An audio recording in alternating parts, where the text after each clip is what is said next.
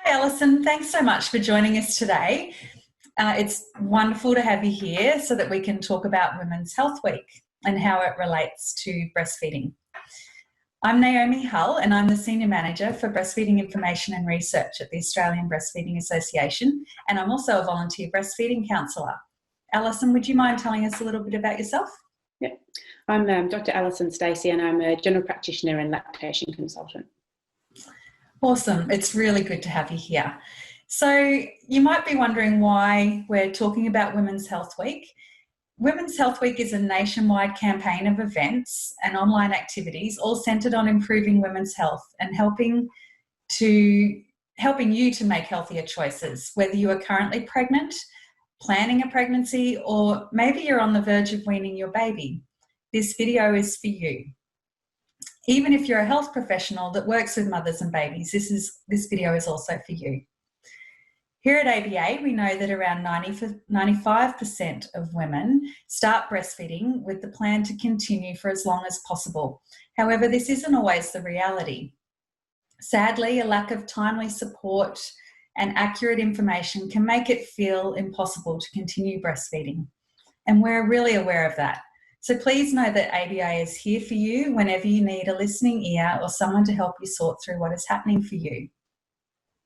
So this chat today is to draw attention to the relevance of breastfeeding to women's health and to emphasise why it's so important to ensure women are supported every step of the way in whichever way is needed.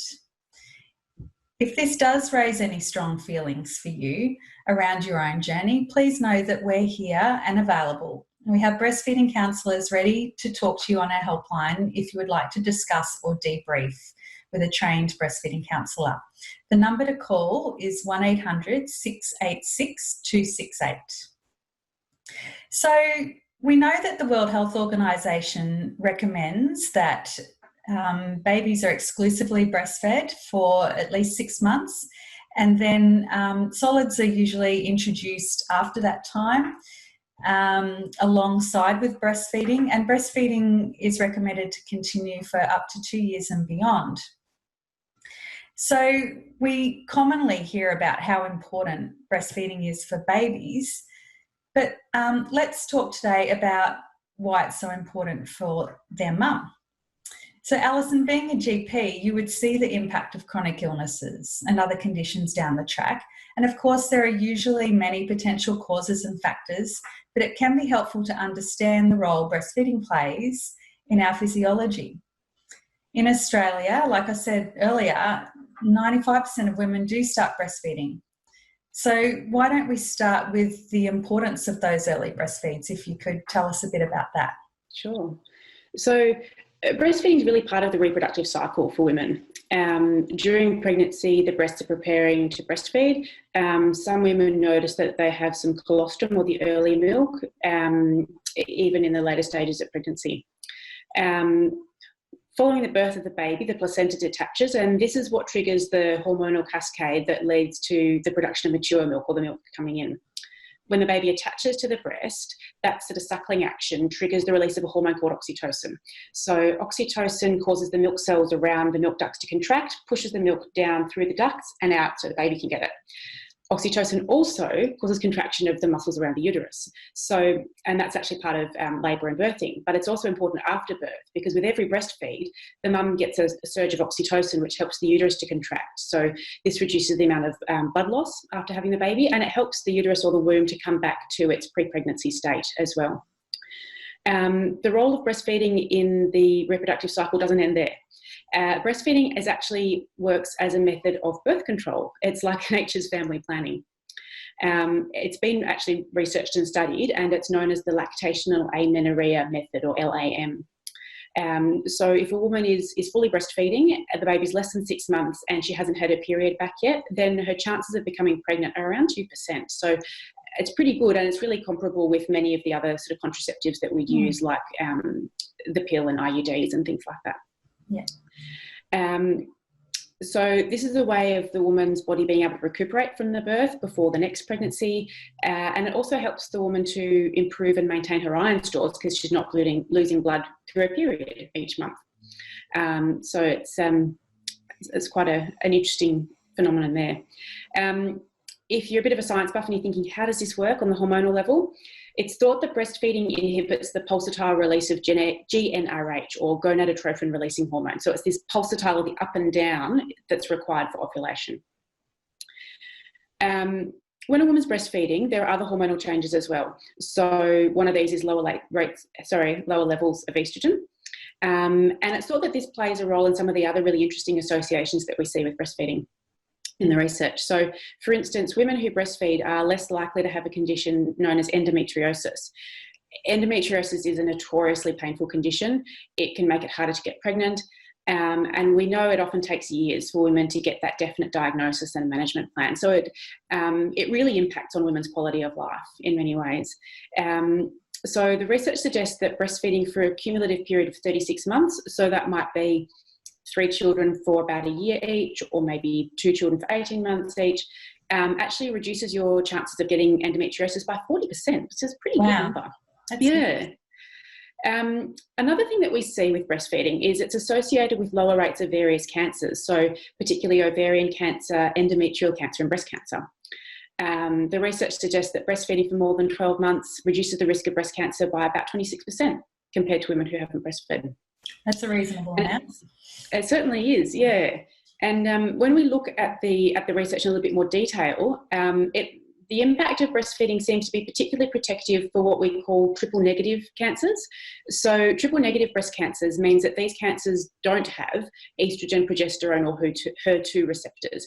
And what that means is that some of the treatment options that we have specifically target those receptors, and if the cancer doesn't have those receptors, we can't use those treatments. So it just means that the triple negative cancers can be a little bit trickier to treat, and they're a bit more common in the younger women as well. So that's another sort of interesting thing about breastfeeding and breast cancer. I think the other thing that it's worth pointing out here is that breast cancer is really common. The research suggests that up to 1 in 8 women will have a diagnosis of breast cancer in their lifetime.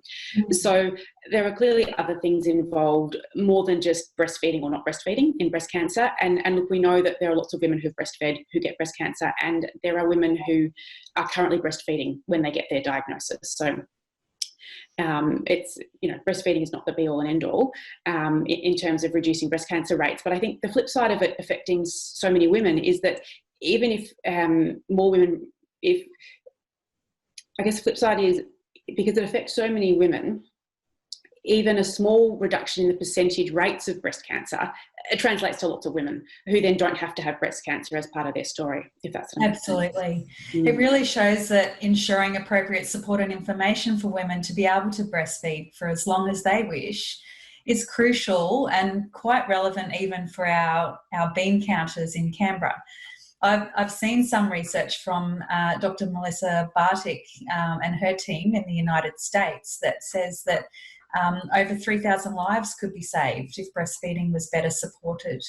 And so some of those causes of deaths of those 3,000 were things like myocardial infarction, or also known as heart attack, breast cancer and diabetes. So can you tell us a little bit more about how breastfeeding reduces the risk of type 2 diabetes? Yeah, so look, I think this is really interesting.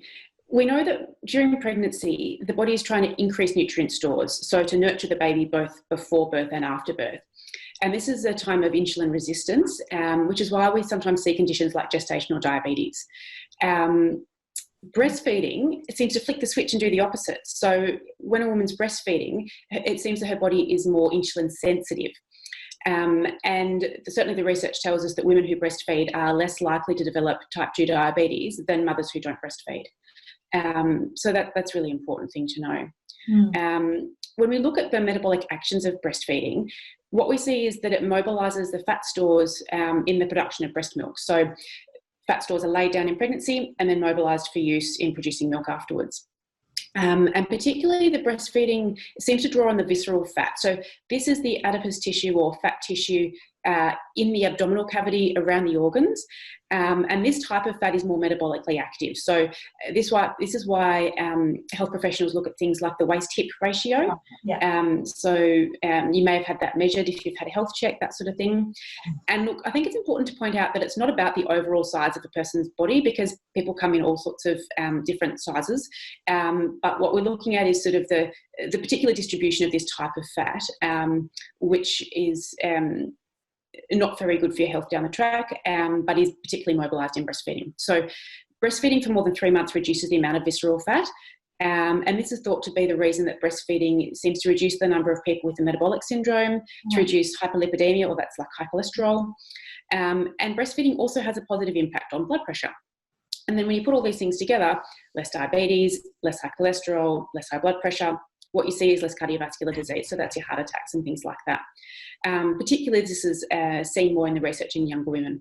So, and we do know that cardiovascular disease is one of the leading causes of death for women. I guess it's worth pointing out here again, like with breast cancer, that it's not just about breastfeeding. There are other risk factors for cardiovascular disease, like smoking and family history. But I think what's really fascinating is how our bodies change through these different life cycles, the different requirements of the particular stages, and then the actions of the body to reset the system at the end, and how they all sort of intertwine and interrelate. It's really fascinating. It is absolutely amazing. The human body is designed to do so many perfect things without us even needing to actually do anything. It just all happens. So it does show, though, how important it is that wherever possible, our society does understand why breastfeeding is so valuable, not just to babies, but to women as well, and that women can then feel supported and well informed every step of the way.